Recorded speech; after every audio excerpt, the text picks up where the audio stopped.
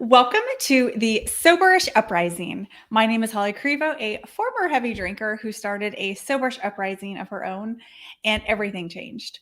On Soberish Uprising, we tell stories of finding freedom from alcohol on our own terms. Today's episode is with a online friend of mine, Wendell Jordan, and we talk about a lot of great stuff. But before we get into it, I am having fun with this podcast, right? Exploring what it looks like. So I am moving it, as you'll notice, to Thursdays. That way we can start our weekend, right? A little support if you're on this sober's journey before you kick off your weekend. So again, playing with the format because it's all about trying new things out. So we're going to start with a Thirsty Thursday tip of the week. And I don't know if this is a tip as much as an insight and something that I've seen a lot recently. I am not a Real Housewives watcher. I mean, here and there, but Kyle Richards recently announced that she was a year sober. And so much of her story resonated with me. Two pieces, really. One is she said it just didn't serve like the person she wanted to be, right? It just wasn't aligned with who she was. And that to me, when I had that realization, that changed everything, right? And the other piece that was really interesting for me to listen to, and something that I I believe in almost every single conversation I have comes up, is this idea of a problem, right? She said her friends were supportive, but they didn't think she had a quote problem. This one is huge. So many people will say, I didn't have a problem, but insert here a big freaking problem, right? I didn't have a problem, but I was drinking more than I wanted. I didn't have a problem, but I wasn't showing up for my life. I didn't have a problem, but I always drank more than I wanted to. Those are problems.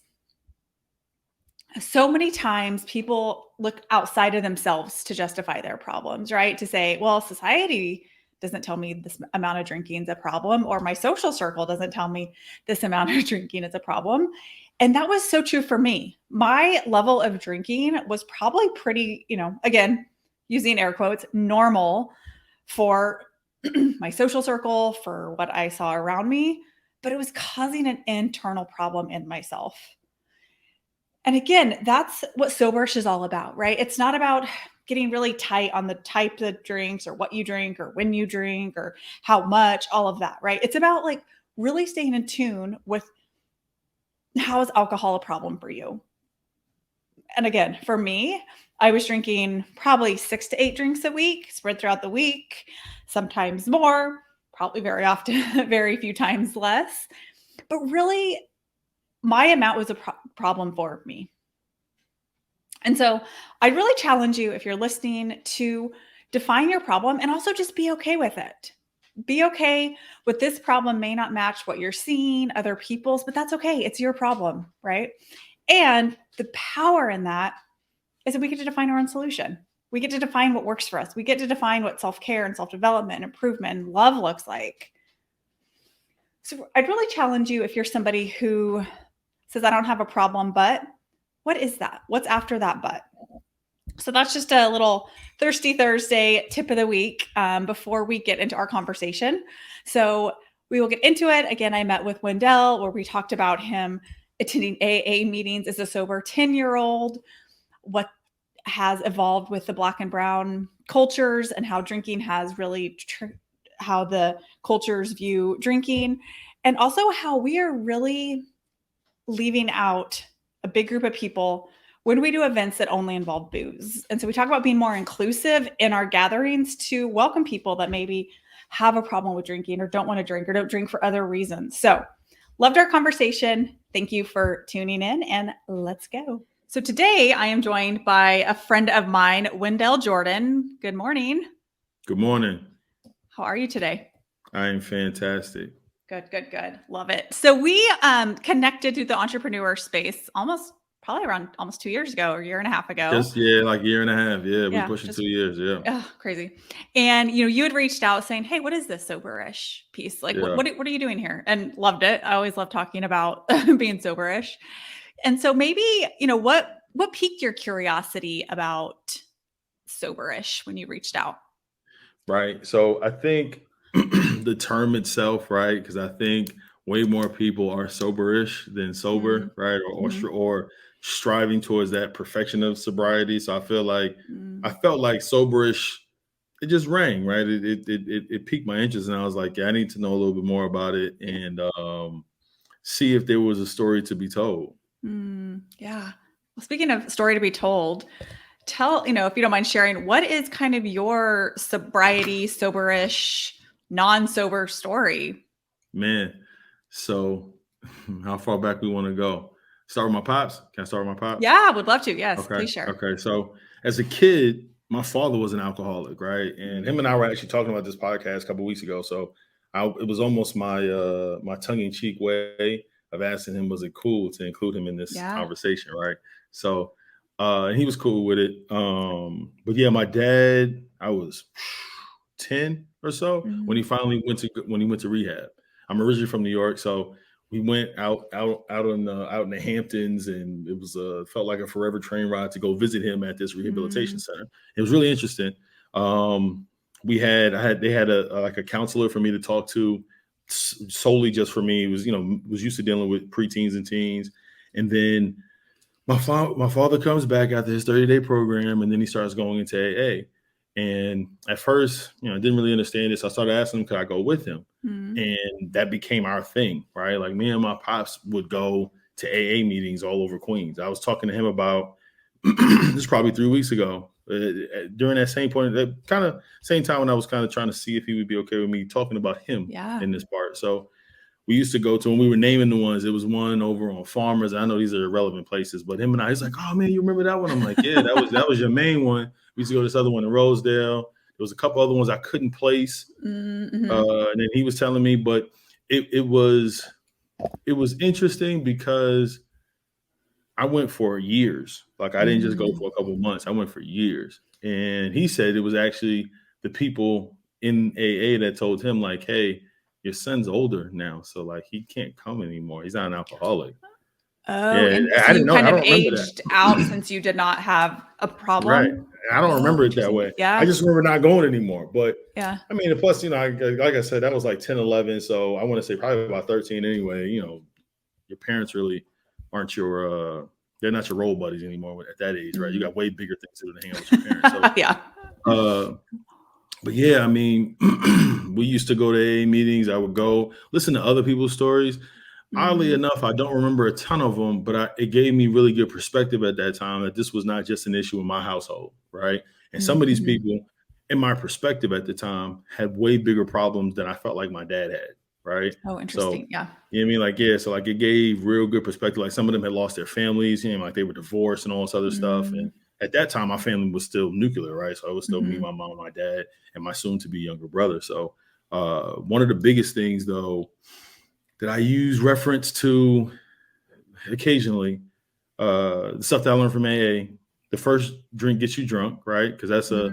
that's a thing in AA. Because people, and then the other one that rolls into that is people, places, and things, right? Mm-hmm. So if you do have, or you identify as someone who has an addiction or has a problem with something, you have to be thoughtful of the people you're around, the places you go, and the things that can trigger you, right? Mm-hmm. So being thoughtful of that and using that in other parts of life have been helpful, even in talking to other people about things that aren't necessarily alcoholism, right? And just giving that perspective, like, it's not like you hear people say they're going to move across the country for a change, right? Yeah. But there isn't a place in America that the same things don't exist, especially the way Mm-hmm. that the way that we have been corporatized, right? So like, there's Yeah. no place you can go where there aren't going to be whatever the thing is that is your hang up. You yourself have to be willing to make that change. But I learned that through AA, right? Like I can't say that I learned that. It was reinforced in other places in life, but I think the first time it was introduced to me was in an AA meeting, right? Yeah.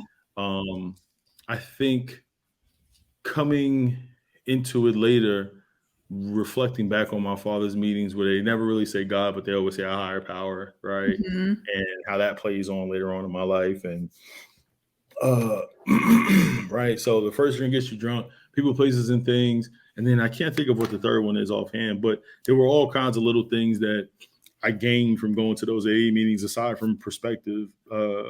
They had tried to get us to go, not say us, my mom and I, to go to Al-Anon, but Mm-hmm. it wasn't.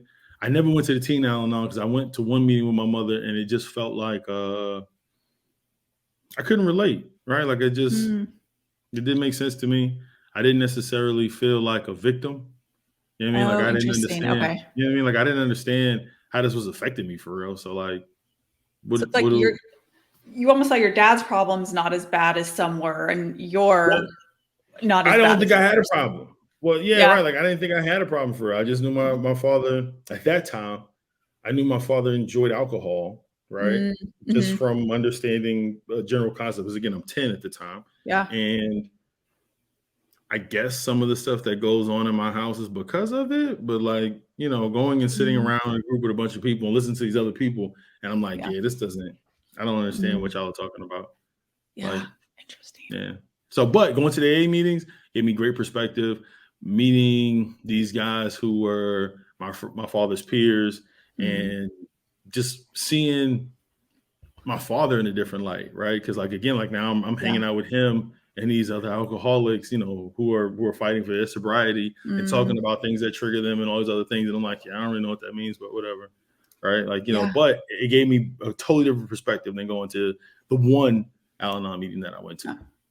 So that um did your this is feels like did your mom stay in the Al-Anon, or did that really not Nah, relate to her either? Neither nah, of you. it It didn't. didn't. Yeah. Yeah, no, she Makes a lot didn't of sense. enjoy it. But I also think it could have been cultural. I think the one we went to, Mm, thinking back on it, I don't remember there being a lot of black and brown faces in the room. mm-hmm. And I do think it affects everybody differently by culture, right? Like some Mm, cultures, heavy drinking is a coming of age, yeah. right?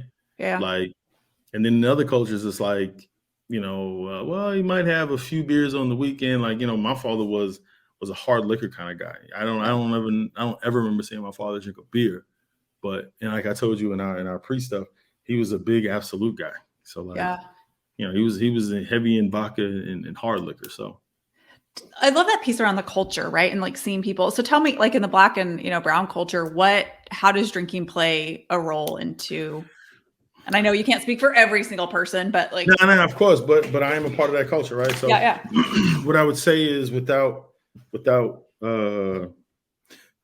having to get a bunch of phone calls and text messages, I'll say that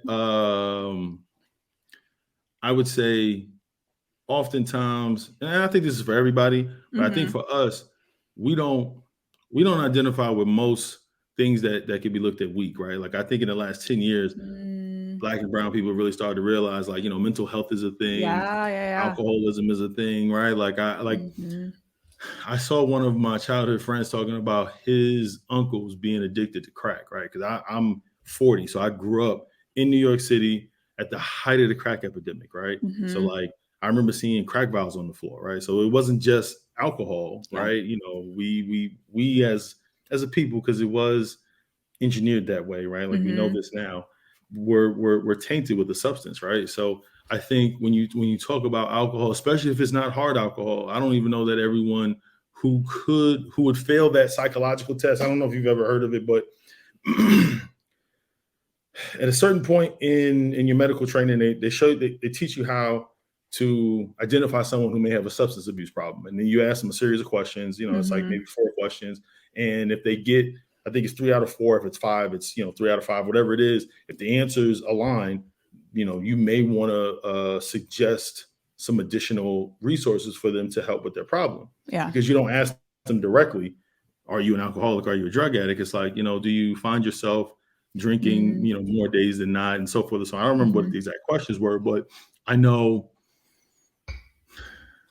in my family and my culture, I know a lot of people who answer yes to some of those questions, right? And then Mm-hmm. they look back at you like, nah, that don't mean I got a problem. Yeah, it does, Yeah. but you only drink beer, right? Yeah. So, if you drink beer, I'm not saying that you can't drink a beer or two, but if you need beer every day, 365 days a year, and the days you don't have it, it's a problem, right? Mm-hmm. Like I don't even know that we identify it that way because it's just beer. It's not like you need a shot every Yeah. day, or it's Yeah. not like you Yeah. need, you know what I mean? Like so I think sometimes we as a culture don't, or as a people don't necessarily identify it. And I would say within the last 10 or so years, I think all those things have made a complete 180. And when I was a kid, unless you was like, stone cold crackhead, I don't think we ever even looked at things like alcoholism and stuff like that. You know, like Oh yeah. my dad's an alcoholic. I don't know what that even means. My father's not on Yeah. drugs, right? So Right. When there's like a crack epidemic going on, like right, somebody who drinks too right, many right. beers isn't like high on the priority list. Yeah. Like that's not Yeah, a yeah. big deal. You know, Well, tell them and to that drink shift. less. Yeah, exactly. Well, and that shift of like that weakness, right? Like, so that if you Yeah, can handle your alcohol, that's like a weakness. And like, we're not, right. not a culture that's okay showing weakness, which makes total Nah, sense based off right. the history of the war, Yeah, but yeah. so that's really 100%. that. Yeah, that's interesting. Thank you for sharing that.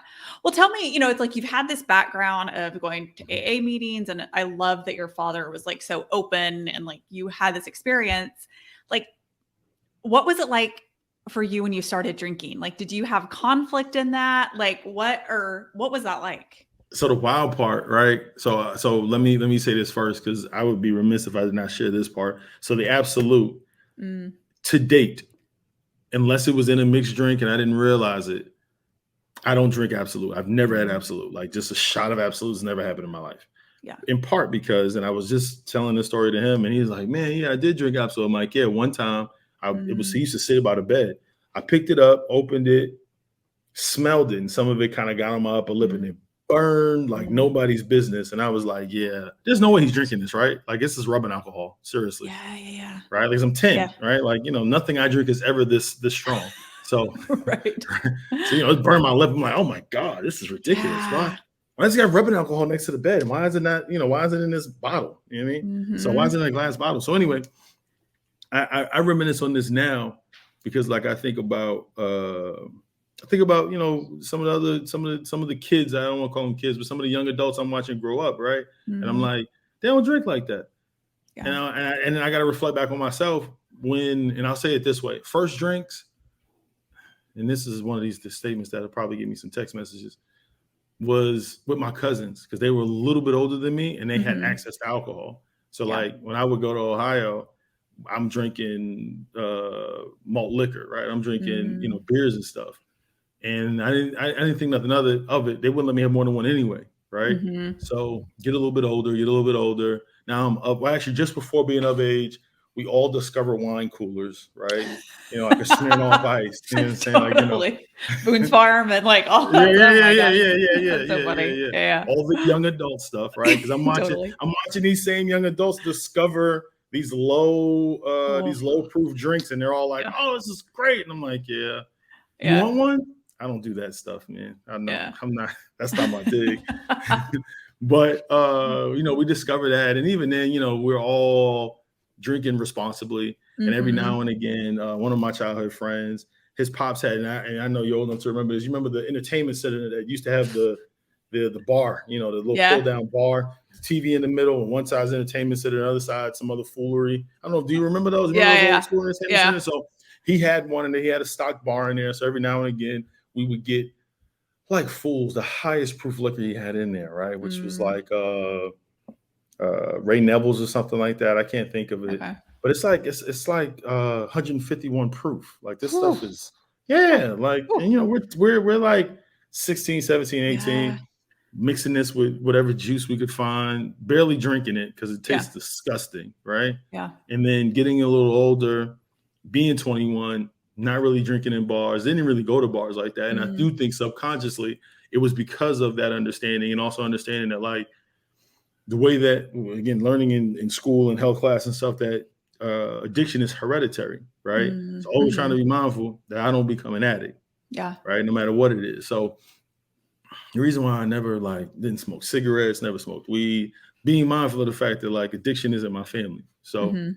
it wasn't until I got much older, and I say much older, probably like in my mid to late 20s, when life started changing. And then Mm. it's like, well, maybe I can have a drink or four, right? Yeah, yeah, yeah. And then now alcohol is starting to become more of a release valve as opposed Mm. to just something that I may do socially. Because again, we would go out, and again, like in your early 20s, right? You go from the wine cooler phase to like Long Island iced teas and Incredible Hulks and Malibu, Ooh. with orange, right, Yeah. all that stuff Yeah. that's, again, wild, right? Like Yeah. somebody offer you that.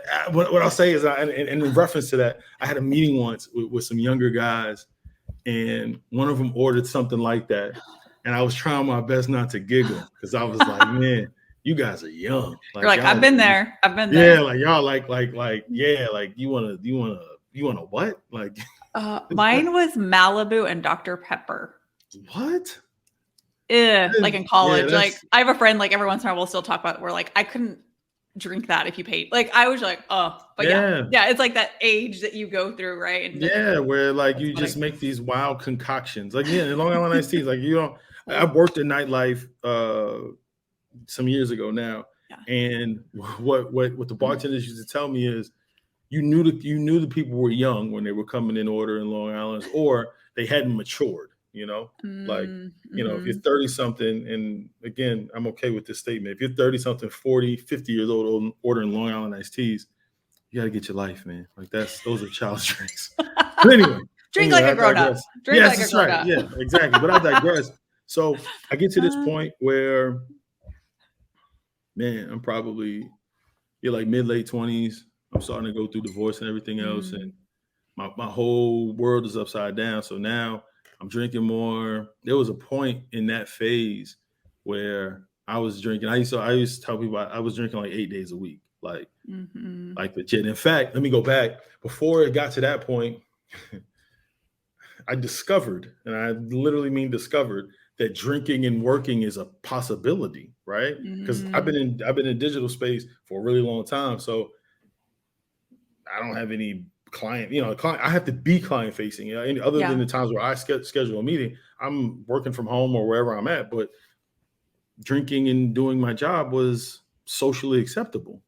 So I started drinking and working, and had a coworker at the time, and him and I would drink and work all the time. We would get the big old bottle of rum and ginger ale. That was what he put me on to, rum and ginger ale, and we would drink it until the rum was gone. Right. Yeah. Sometimes it would be a two bottle day. Right.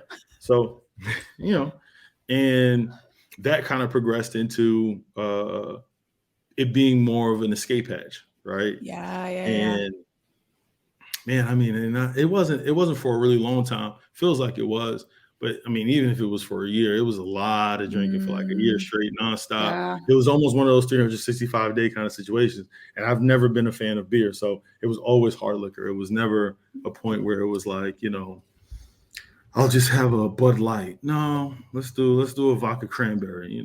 Right. Yeah, because my running, what I used to say all the time is I'm trying to get drunk. I'm not here to enjoy the flavor palette, right? Yeah. Like I'm not, so I did that for it. And it probably was like a year, give or take, where it got really, really, really, I'll say dark. Like it was to the point where it was pretty bad. Like, yeah. And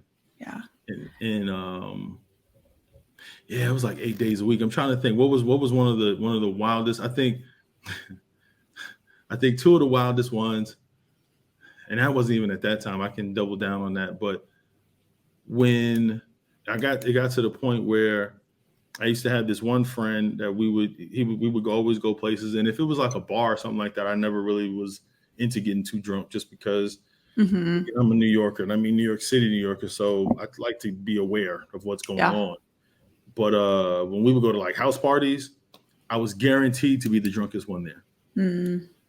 Like guaranteed. There was no doubt about it. I'm going to be sleeping in the back of this dude's car. Yeah. That was just a fact. Yeah. Like, if I wasn't, people are astonished. Right. Oh, interesting. Yeah. What, like during those 365 days, did the thought of like your dad and what he had been through, like, did you start to have the thoughts of like, I'm an alcoholic? I would always say I'm not, because I know what I'm doing.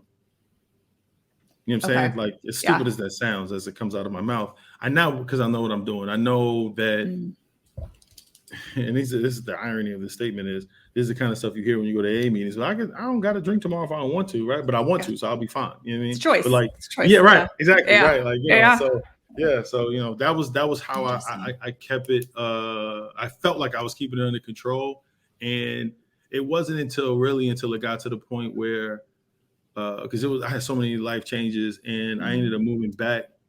My father and I were sharing an apartment, and even then I gotta be mindful because my father is, and as they say in AA, you're always a recovering alcoholic, right? Like they don't ever say you're cured per se or anything like that, right? Yeah. This is an ongoing process. So I would always want to be thoughtful of coming home drunk, right? Because that could be triggering for him.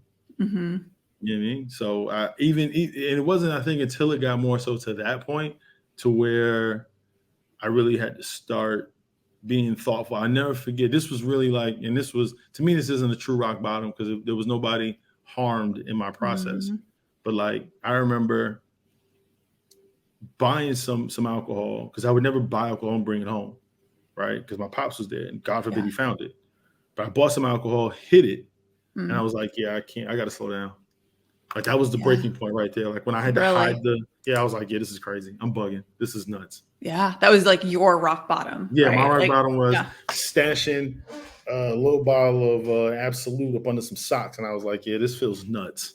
I feel like an alcoholic. Like this is crazy. Yeah. So is that like kind of your shift to like start to do things differently? That was kind of like the de-escalation of it. I moved out of New York, was in St. Louis for a while, and then again through stress and other things, it kind of kicked back up again. But it had slowed down on my way out. On my way out of New York, it was no longer 8 days a week.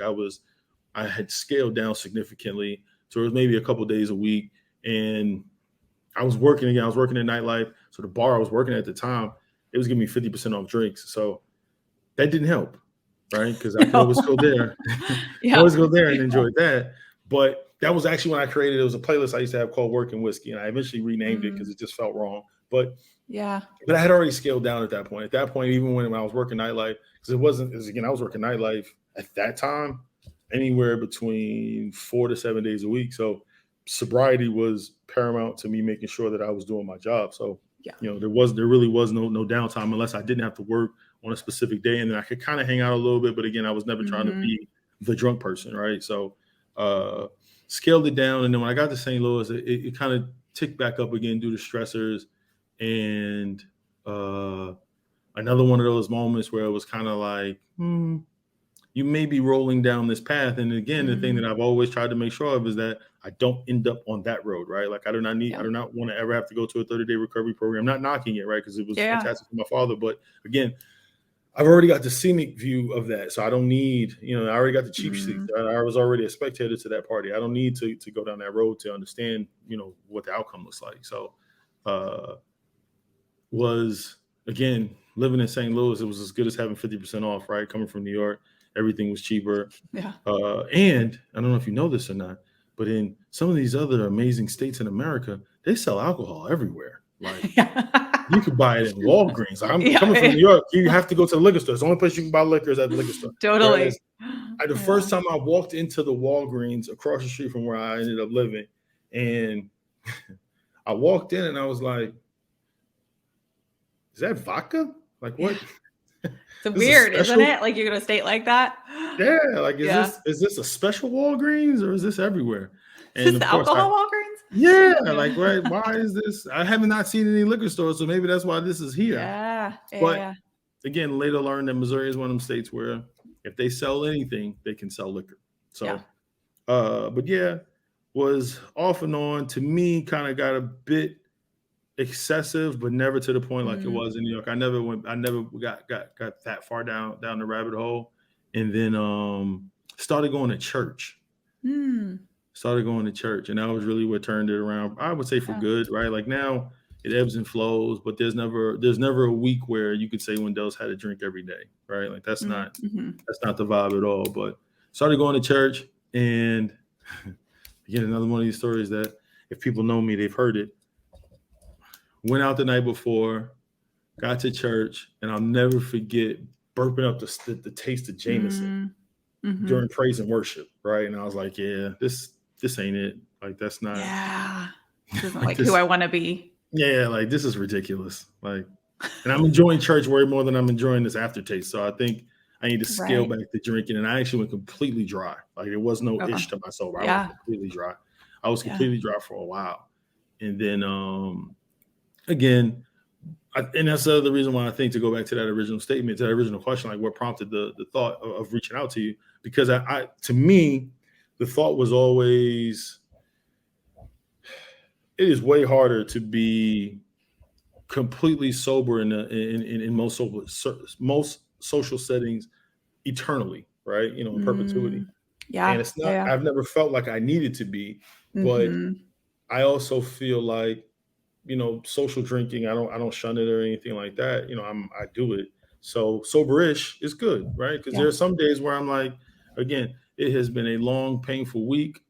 I'm gonna have me a couple of drinks at the end of the Yeah. week, right? Yeah. And it's Yeah. not like it's got to happen every single week or anything like that. Mm-hmm. But like again, I think I remove my personally, I remove way too much of, because I don't dislike liquor. Like I enjoy Mm-hmm. whiskey. Like I love this stuff. It's great.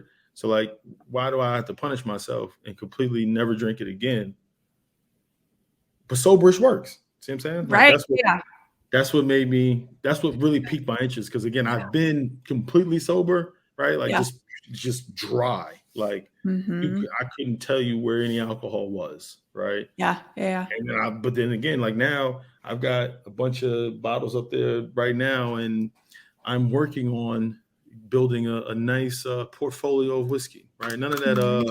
allocated stuff. I'm not paying hundreds of dollars for alcohol, Yeah. but again, it all has different flavors. So, you know, Mm-hmm. like now I'm at this point where I drink sometimes too much, but rarely. Mm-hmm. Yeah. And my birthday, it was a show. A Yeah. show. But it was my 40th, right? So it Yeah. won't happen again at least for a decade, not to that extent. And I Yeah. probably won't do it at 50. But you know, since then, right? June 1st was my birthday. Since then, Mm-hmm. I have not been drunk a single day. So Yeah. Yeah. I love that I've too, had that it. piece. Go ahead. I'm sorry. No, no, no. I think, you said several times it was your escape hatch, your release valve. Like you Yeah. went from social to this like needing Yeah. it Like, to this back to social of like, yes, I yeah. may have a long week. I'm gonna have a couple drinks and then Yeah. not for 2 weeks or Yeah. just that not using it as a As a crutch. escape, as a crutch. Yeah. Yeah, like because Yeah. I mean now it's one of those things where, and I guess it's a good transition. It's one of these things where now, like sometimes I go to happy hours and I don't drink, right? And I'm cool Yeah. with it. I don't feel no social pressure. I don't get that Mm-hmm. like that butterfly feeling in my stomach. Like, should I have a drink now? No, Yeah. like Yeah. I'm not drinking. And I've been fortunate, right? The person who puts together my nutrition plans, they actually work a few shots in like Thursday, Friday, Saturday, or Oh, is it Friday, Saturday, interesting. Sunday? Yeah, because again, anything in moderation is okay, right? As long as you don't have Right. any kind of debilitating pieces to it, right? So Yeah. Yeah. Yeah. me Yeah. having 2 ounces of whiskey, right, which is essentially two pours at most bars, right? You know, Yeah. 2 maybe 3 ounces on a Friday or Saturday. It's not going to derail, you know, my fitness goals. It's not, you know, because again, it's not worked in there every day. It's Yeah. not, you know, I'm not pickling my liver with 3 ounces, you know, once or excuse me, twice a week. So Mm-hmm. Well, and I love that too, that piece of like, like you said, like you eat well, you can get workouts in, you can still show up as yeah, like it's not distracting you from showing up as you. But if you're doing 3 ounces every day, like that that's a does, totally different ballgame. change, Yeah, right? So, but it's like, 100%.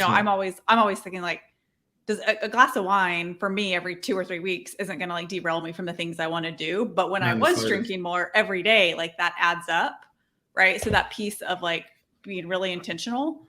Yeah. And I love, you kind of touched on this, and I really want to talk about this because it was something we talked about. And you said, drinking and your job went together, especially like when Oh you weren't man. client Yeah. facing and you could be at Yeah. home. Big time. And then, you brought up, we're both in the entrepreneurial space, you're meeting people, you're networking, and a lot of that is like alcohol based. Big Right. time. And I Big time. would love for you to kind of share, the story of the person you were talking to Yeah. and how that affected them. Yeah. So and for context, right? Like I'm trying to put together a networking event, and we were going to do it. We are going to do it at this one place. It's probably that's the most likely, but I will talk to the other people who are putting together this event to try to do something that's dry, right? Something Mm-hmm. that like a coffee shop in the daytime or something like that, Yeah. Yeah. Yeah. right? But yeah, a gentleman explained to me one day we were talking about going to a happy hour, and he was like, "Yeah, like I most recently stopped drinking because I realized that I was making it a priority over everything else." And Mm-hmm. I'm like, I completely respect that coming from where I've come from, right? Yeah. And we're talking through it, and I'm like, man, it's like, and I'll go back and I'll come back again. I got attention issues, so I used to be in music. Almost all of our shows were in bars. I think I may have invited my father to like one show, and he was like, I can't. Like, I'm not going to a bar for Yeah. 2 hours to wait for y'all to perform, or however long, right? For your 30-minute set. I'm not going to put myself in a position to where everybody around me is drinking, because that's not who my Yeah. father is, right? Like, so, it's one of those things where I've never, ever, ever knocked him for not, but it is disheartening that he never got to see a single show that we put on. You know what I I'm mean? sure it was for him too. Yeah, I'm sure. Yeah. Like, Yeah. like him and That's I a have never loss. talked about it, but Yeah. like I was in music for a little while too. And when we finally got to the point where we was doing shows, I knew I couldn't invite my father because he can't, I don't want him in a bar. I can't say he can't go, but I Yeah. don't want him in the bar. As far as I'm concerned, right? He Right. can't go Yeah. to a bar. I may have invited him one time. And even recently, within the last few years, I gave him kind of I was trying to get this opportunity together for some remote work back in New York, and it was minor stuff, so I was willing to barter with them because it was a jazz club. My father loves jazz, and politely, my father was like, yeah, we got to see, because I need to know what kind of jazz club we talking, right? Is it booze heavy jazz club? What's the vibe like? Because again, I'm not doing the people, places, and things, right? Yeah. My father's been sober 29 years. Yeah, give or take 29 years. I'm trying to think, how old am I? How old's my little brother? Like, it's math in there. So it's something like 29 years, almost 30 years. So, Yeah. and even still, my father's still mindful of, the fact that he does have an addiction, right? So anyway, back to the person who was talking to me, and I told him, I said, I respect it. And I asked him, like, so what's next, right? Because there's happy hours, at least 4 days a week, right? Yeah. For social networking, like truly for networking, for business networking, there's at least 4 a week, right? And it's like, and they're like, well, I got to realign how this is all going to function for me, because people, places, and things. And I'm like, I dig it. I totally dig it. And again, like it was one of those things where it made me reflect back on a couple other people that I've met in life who weren't necessarily talking about alcoholism, but maybe were a little bit deeper into the church than I was, who I don't even think drank, right? I don't even know. But inviting them to maybe go get some beer sometime, and I never really got a response. Yeah. Right. So like maybe it was just because they're like, oh, I don't drink, and maybe they didn't want to put themselves out there like that, because again, as much as we all are adults, social pressure doesn't stop once you're no longer a teen, right? Right. Yeah. Well, and that story for that gentleman, right? We talked about like how much revenue and money he could lose by not being able to go to these events, right? Like, and your father and you missing out on these opportunities of him getting to see you play. Like, it's not about like the drink, it's about the experiences that people miss out on when we don't create more inclusive places, right? Like we do a lot around inclusivity, which I'm a huge fan of, but like starting to think through what are the other people we're excluding when it's a predominantly a booze happy hour, right? Like, and it is so much of our social activities. Yeah. Like happy hours are normal. I also want to clarify, I never played anything. I was more like the road manager. I want to clarify. Road manager. I don't want anyone thinking I play instruments. I never had. I'm going to lead with Wendell Jordan was the lead singer. Yeah, for real. Like, I never played anything. I was more like the road manager, the manager, whatever, but I don't have that skill set. But anyway, I think that it's hard because we are hardwired to think happy hour. Like, again, there's places, like this is brews and connections and this and that, right? It's always an alcohol and networking or whatever, right? So like, how do we redefine that in a way where maybe it's not? And again, the other hard part is we equate 5 to 7 with happy hour, right? But that prime networking time, which is really the reason why, like it goes hand in hand, because that right after 4 or 5-ish is what time everyone gets off. It's the reason why bars make happy hour at that time, right? Because happy hour at 2:00 doesn't have the same revenue generator, right? So it's figuring out, how do you have an evening event where it's nothing but soft drinks, or as they say, dry. How about this? I didn't even know dry bars existed until I was well into my Mm, 30s. Never even heard of yeah. one.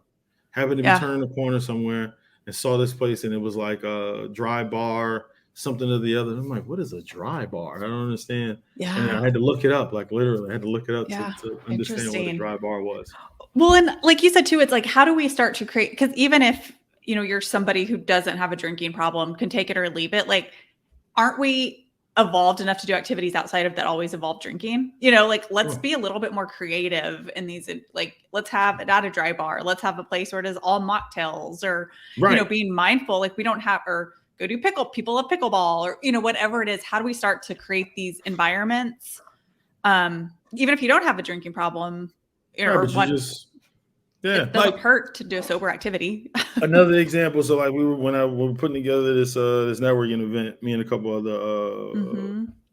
strategic partners of mine, they were like, I'm only 3 years into Houston, so Yeah. and I got here at the beginning of the pandemic, so the question was like, you don't have a lot of clients in Houston? I'm like, still, really, I don't, but Mm-hmm. the ones I have, I'm like, I know one of them is 80, another one's a Muslim. Like these are not Mm-hmm. people who are in a hot hurry to be at a bar at 5 o'clock Yeah. with Yeah.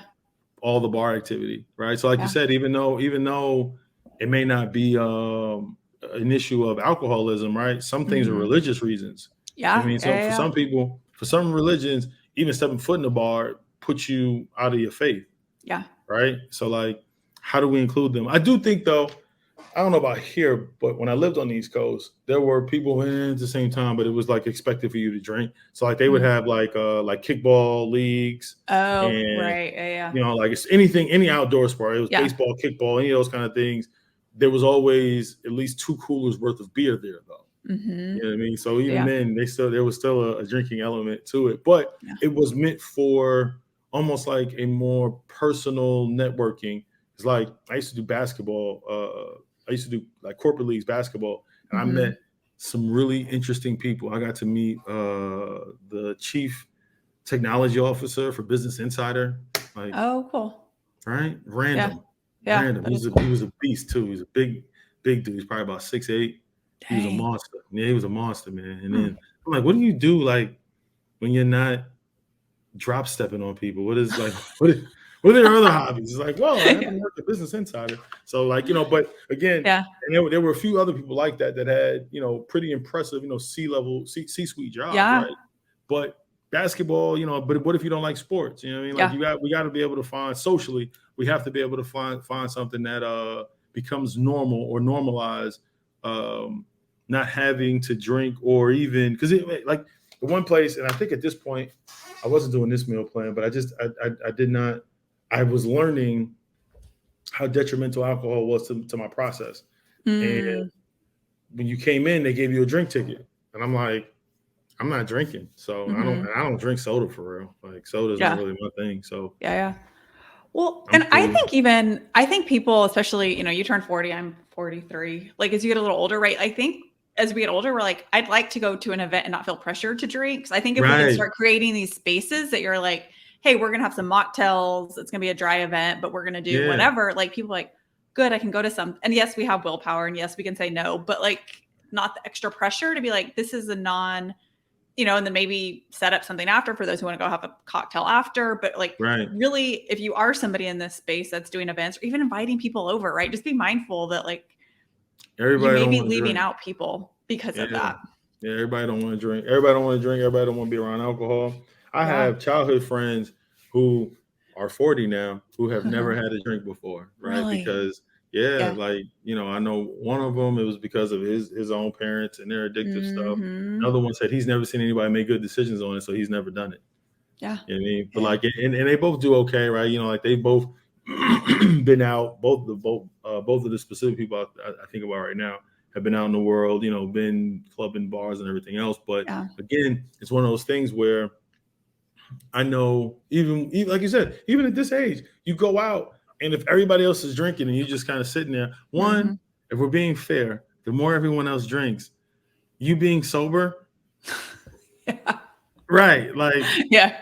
Exactly. Like that One part drink, right there. fine. 2 drink, you're like, 3 drink, you're like, I hate this place. Yeah, I yeah, got to get right, out of right, here. right, right, exactly. These Right, people are the right. worst. Yeah, right. Yeah. And they're looking at you like, what's wrong with you? I'm sober. That's what's wrong Yeah. with me. And you're an I idiot. am. Like, Yeah, I love you, but right. you're an Like idiot right now. Well, yeah, I like went I'm to an event the sober. other day and they had, it's funny. It was like a cranberry vodka. It was like a Sex in the City type event, but they did that. But they had some really great sober cocktails, and I Yeah, really appreciated it, right? Because it's right. for me. I still partake in drinks every once in a while, so I can be Yeah, around them. It doesn't bother me at all. But yeah, like I loved they had that option, and it was in a great glass, and it looked fuzzy. Like it was nobody would yeah. really know that it wasn't Right, what they were right, drinking. right. And I appreciated that they made because there's only like 10 of us. So I appreciate they made that effort for maybe those who Right. didn't want to drink but want to be a Right. part of the activity. Right. Because I think that's the key. I don't know how we do it though. I don't know how Yeah. as people who put events together or have somebody's ear who puts events Mm, together are able to say, maybe you can consider. Because again, I yeah. must stress this. No matter how old you get, we all have peer pressure. So like Hmm. you still don't want to be the person making that suggestion because Mm, what I've learned, because I used to not eat pork, right? I used to not eat hmm. pork at all. Anytime I told people I didn't eat pork, I had to answer a questionnaire in order to get them to respect the fact that I didn't eat pork, right? Why do You know you what I mean? not? Yeah, yeah, right. Like, well, is it this? Is it that? And I'm like, nah, I just don't eat it. Like, I can't just not. Like, Yeah. it's the Yeah. same thing with alcohol, though, right? You go, Right. hey, I know you're putting together an event. You think maybe you can make sure they've got like a mocktail menu? Why? What's wrong Mm-hmm. with you? Right? Like, well, nothing's Yeah. wrong. Maybe I just Yeah. don't drink alcohol. Yeah. Or maybe we want to have an event where it's not just about drinking and truly Yeah, about networking and getting to know somebody and having that right. conversation. Right. And I've seen some people at some of these networking events, and they are chasing the bottom of bottles. And Yeah. I'm not. I don't want to sound judgmental, but like you said, if there's no alcohol, they don't get to chase it. Because again, no matter who the people are, we're looking at you, right? Like, especially Mm, again, like if you're not drinking, or yeah. if you've got like most people I know have like a max on network drinking, right? Like I'm only going Mm, to do 2 at a yeah. networking event. So now I've got my 2, and now your words are slurring, and you're telling me about how amazing your business is, and you've Yeah. diminished everything about yourself. Right. When in fact, perhaps if we had this and it was a dry event, you Hmm. would have a new client, Yeah, right. And it's right? yeah, absolutely. And the problem with that, and done it hundreds of times, right? Like I'm gonna have two, no more than two. And you're two, you don't give a shit about like not right. You're like, okay, I'll just have one more. Like we think we are good about that, but we're not. Right, Because like right. everything's down, we don't care, we're having a good time. You're like, what's one more? And before you know it, That's you're one like, more. Yeah, and like you right. said, Your losing words are slurred. opportunities. Yeah. Right. Your words Yeah. are slurred, and everybody remembers you for that, and not Yeah. because of how awesome all the other parts of Yeah. who you are as a person and Absolutely. everything else. Again, I've seen it. I've never. I'm usually pretty good at networking events, but keeping it cool. But it doesn't make me exempt. I don't. Mm-hmm. Especially more recently, I don't drink much at most of them. Right. If there is a drink ticket, depending on how I'm feeling that day, I may or may not use it. Yeah. Like I was trying to give mines away. That specific instance, I was trying to give Mm-hmm. mines away. Like, are you sure? I'm positive, man. I don't want nothing. You're like, you can give me cash if it makes you feel better for the Yeah, drink right. Are you ticket. sure? Yeah, I don't want nothing. Yeah. Well, I think you asked, as we kind of wrap up, like, we don't know how we do that, right? Because it does feel like a little bit of like Yeah, putting a boulder up a mountain. I think it's conversations like this. I think it's, not just with professional networking, social networking, right? Like if you're having yeah, happy hours at your house, have a mocktail station, let people know you are. I think it's just slowly starting to try it. If you're somebody who's hosting events, yeah, try a definitely. sober, like make it fun, but try a dry event and see what happens. Right, right. And like I'd be curious, if you are somebody that does have these consistently, if you threw in a dry, I would venture to say you're gonna have the same attendance, maybe more, I would think right? so. Because I would people are think gonna like, so. oh, I'll go if I don't have to drink. So I think it's these Yeah, conversations and people just being bold and courageous enough to be like, we're gonna do it a little differently, yeah. to include, to be inclusive. I accidentally followed a guy on LinkedIn. Well, it was actually a part of my outreach, but apparently this dude, he's in the marketing space, and he's got a whole organization that he works with to help people find their sobriety, Very cool. right? And I want to say that they actually do dry networking. Like that is Mm-hmm. because again, that is a part of his thing. Like his part Yeah, of his personal identity is getting people that's away cool. from alcohol. Yeah. I love Like, that. And you can still have that networking. You can, Holly and yeah, Wendell like can I can't connect and they imagine. can, like, it's not just Yeah, without the booze. Like, it doesn't yeah, change it. yeah. Like That's cool. I don't think I don't think that's impossible at all. I mean, I put it like this: you and I met virtually, right? Like you and I have Mm, never seen each other in yeah. person, so it's not like when we met, it was at a, because even if it's a virtual happy hour, they don't expect you to be drinking on camera. At least I don't think so. I've never been to one, but I would I hope haven't not. either. Yeah. Yeah, but like it's never mentioned, right? Like, Yeah. drinks are welcomed or anything, right? They do expect you to have some sort of different what's the word? Different I don't know, I'm gonna say rules of engagement because I can't think of another term. But like again, if it's virtual, if you and I, if this conversation was in person and we were drinking, it would be normal. But like, Mm, forget the soberish. But if you and I were drinking on camera, it kind of has a totally different vibe. yeah. You know what I'm It saying? does have a Like, different vibe. Yeah. totally different vibe. Like, it's a Yeah. totally different vibe. So it's possible. If we can do it virtually, we can do it in person. Yeah. So That's interesting, isn't it? That energy yeah, shifts when it's like yeah, virtual. right. Like no one. Again, there are times I got little koozies in my. I get so many free ones. I don't even drink beer. Like I said, I'm not a beer guy. But I got so Those many like koozies. are like rabbits. They just magnify. Like you Yeah, get one, you get right. like 100. And that's literally what happened. I had none, Yeah. and now I've got like 10. But they're great for energy drinks, right? Oh yeah. So yeah, so I use them for my energy drinks, and sometimes I'll come on, like I'm meeting someone, and I'm like, just for the record, this is a Monster. Yeah. I'm I'm not not having a pounding a Coors beer. Light. Yeah, yeah, I'm not Yeah. pounding a beer during this call. Yeah. But again, there's no because it would be socially unacceptable in most Yeah. settings. Regardless of if we met in person, I could sit down. You could get to meeting me, and I could already have my drink there, and no one would say anything. But if I came on the call with my, like you said, So with my funny. Corona ready to go, dressed Yeah. in right in my hand, you kind of be like, oh, hey, Yeah. what's the Yeah. difference?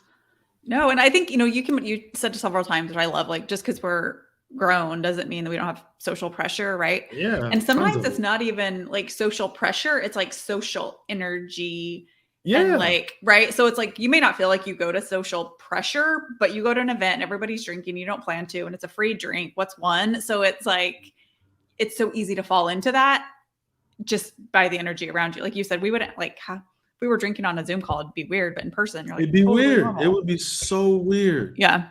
It would be so Yeah. weird for somebody to jump on your Zoom call and you see them sipping a margarita. You'd be like, "Oh, you're done for the day." That's the kind of response that you would expect. Yeah, Like, that's "Oh, funny.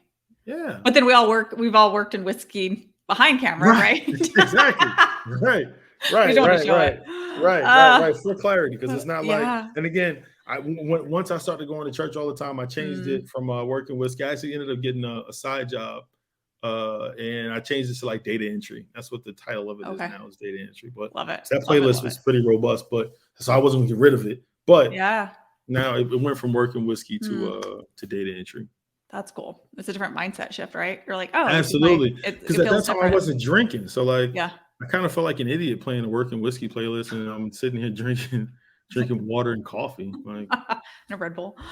yeah, Um, no, I don't. no Red Red Bull, Bull. I hate Red Bull. In fact, Ugh, Red that Bull is sounds the like one energy drink. no one knows. Can't do it at all. Well, last question, and then we'll wrap up. What does soberish mean to you? Okay. So I'm going to say something first, and then I'm going to answer your question. Okay. Travel Channel secret. If ever you get a Red Bull you get a vodka Red Bull, Uh-huh. right, from a bar, and they use the gun, 99% chance it's not Red Bull. It's something called like rocket fuel. Oh, really? That's why it tastes a little different. Oh, look, the more you know.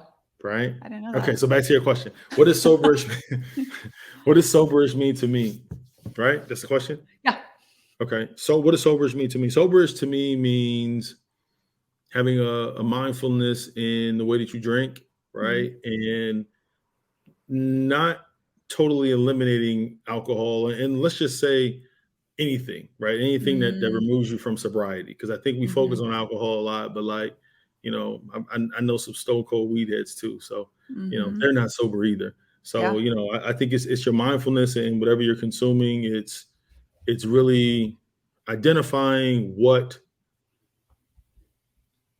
what sober you really means versus what Mm, not sober you really means, right? Because I think mhm, sometimes we all have these moments in life where we we think that our less sober selves,